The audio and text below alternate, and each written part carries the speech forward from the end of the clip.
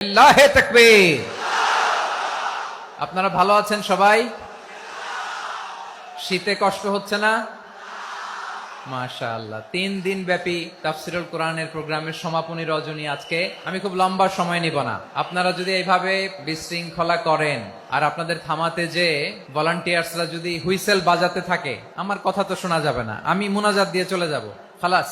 এটা তো আমার বিভাগীয় প্রোগ্রাম, খুলনা বিভাগের প্রোগ্রাম পেয়ে গেছে যশোর। মাশাআল্লাহ। যে টপিকটি নিয়ে আমি আপনাদের সামনে আজকে কথা বলতে চাই, টপিকটি অনেক গুরুত্বপূর্ণ। টপিকটি হচ্ছে হিউম্যান রিসোর্স ডেভেলপমেন্ট, মানব সম্পদ উন্নয়ন। কারণ আল্লাহ তাআলা আমাদের যা দেখ আর না দেখ এটা দিছে, মানুষ আর মানুষ, 18 কোটি মানুষ, ঠিক কিনা?